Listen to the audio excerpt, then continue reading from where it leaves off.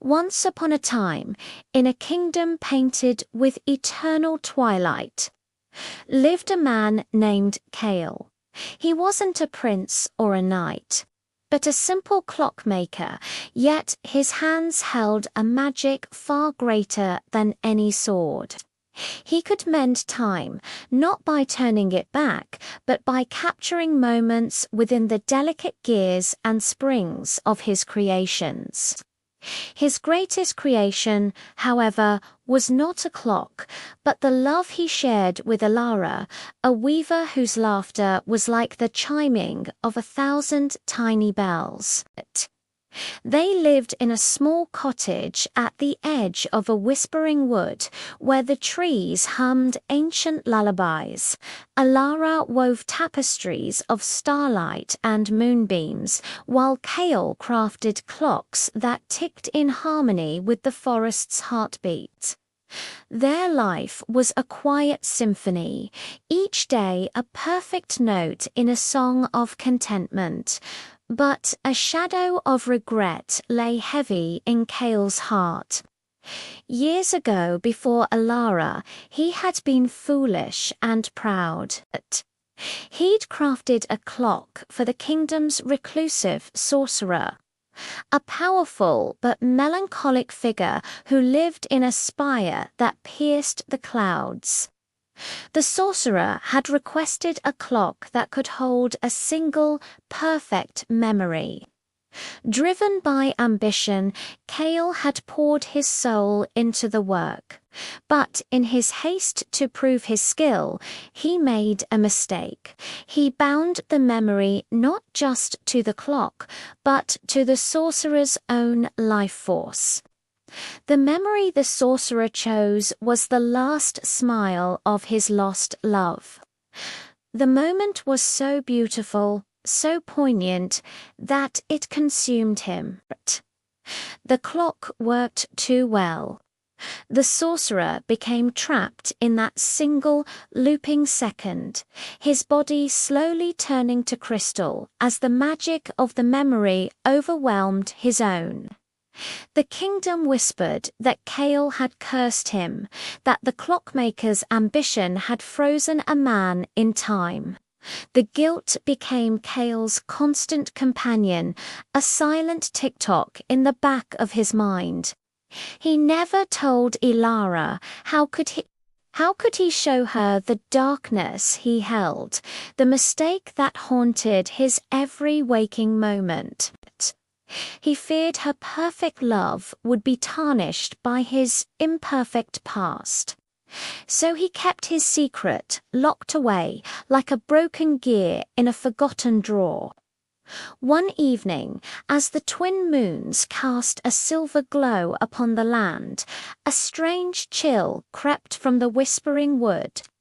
The leaves on the trees began to crystallize, their gentle rustling replaced by a brittle clinking. A wave of cold, silent magic was spreading from the sorcerer's spire, freezing the world in a beautiful, terrible stillness. It reached their cottage, and Kale watched in horror as a thread on Alara's loom turned to shimmering ice. Then her hand, reaching for another spool, slowed, a crystalline sheen spreading over her skin. Panic seized him. He saw the same vacant, distant look in her eyes that he had seen in the sorcerer's so long ago. She was being pulled into the same timeless prison. His secret, his regret, was now destroying the one thing he held most dear. There was no more time for fear or shame. Kale knew what he had to do. He kissed Alara's cooling cheek, whispering a promise to return. "I will fix this," he vowed, his voice thick with unshed tears. "I will bring you back." He raced to his workshop, his heart a frantic drum against his ribs. He couldn't destroy the sorcerer's clock. It was too powerful and intertwined with the man's life. No, he couldn't take away a memory. He had to add one. He needed to create a new moment, a new gear in the clock of the sorcerer's mind, one powerful enough to break the loop of the first. But what memory could be stronger than a lost love's final smile? Cale frantically searched his mind, his own memories flashing before him. The pride of finishing his first clock, the taste of spring rain, the warmth of the sun. None were enough. Then his eyes fell upon Ilara's weaving stool.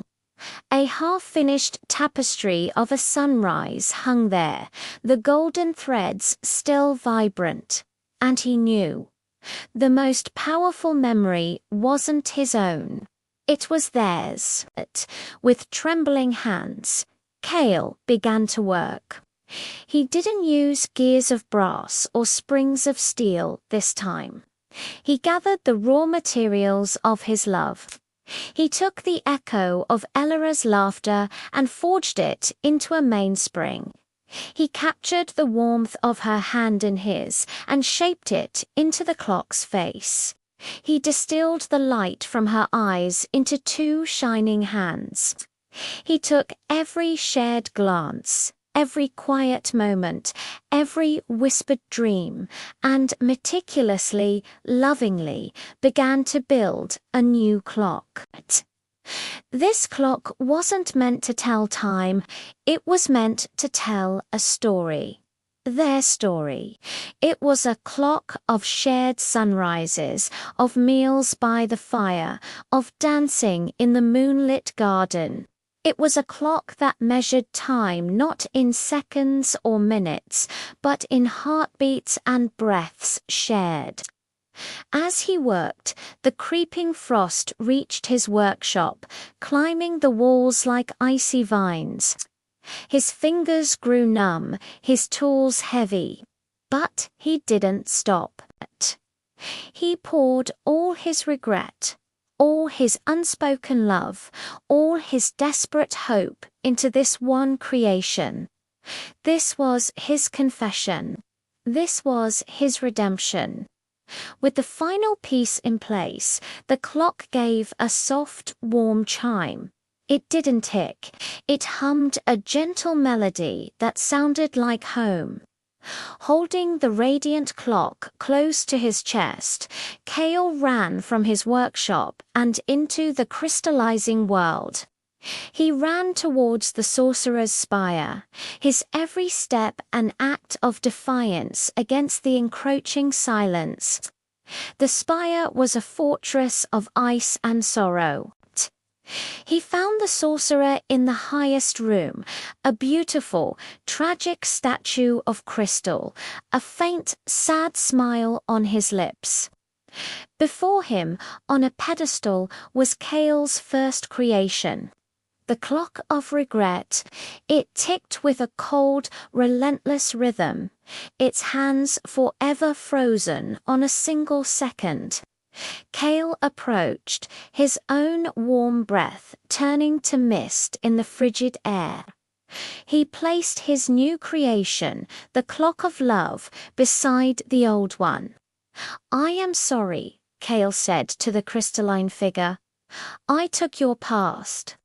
But I've brought you a future." At first, nothing happened. The cold clock continued its lonely tick. Then the warm hum of Cale's clock grew stronger. The melody of shared joy began to weave itself around the single, isolated note of sorrow. The two clocks began to synchronize, not in opposition, but in harmony. The sorcerer's clock began to move. The second hand, once stuck, trembled and then ticked forward. 1 second, then another. It was no longer trapped. A new memory, the memory of a love that was alive and breathing, had given the old memory a place to rest. It showed the sorcerer that love was not just a perfect moment to be captured, but a river that flows with new currents and new depths. A crack appeared in the sorcerer's crystalline shell, then another. Light poured from within. The cold in the room receded, replaced by a gentle warmth. Across the kingdom, the frost began to melt. The leaves of the whispering wood sighed in relief, their green returning. Kale didn't wait to see the sorcerer awaken. He ran. He ran back to his cottage, his heart pounding with a hope he hadn't dared to feel. He burst through the door, calling her name Alara. She was standing by her loom, the sunrise tapestry glowing in the returning light. She turned, and the smile she gave him was brighter than any dawn. The crystalline sheen was gone. Her eyes were clear and full of the love he knew so well. He rushed to her, pulling her into his arms. And finally, he told her everything. He told her about his ambition, his mistake, and the guilt that had haunted him for years. He told her how his fear of losing her had almost made it a reality. Alara listened, her hand resting over his heart. When he was finished, she simply looked at him and said, "Kale, a shadow is only proof that there is a light." From that day on, there were no more secrets. Their love, tested and proven, became the new magic of their lives. Kale continued to make clocks, but they were different now. They didn't just tell time. They told stories of second chances and the redeeming power of love. And in the heart of the kingdom, 2 clocks stood in the sorcerer's tower, one of silver and one of gold, ticking together in perfect, beautiful harmony. A reminder that even the deepest regret can be mended, not by turning back time, but by bravely moving forward. Thank you so much for watching.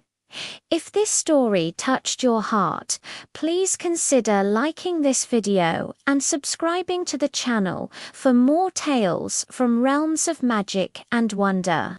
See you next time.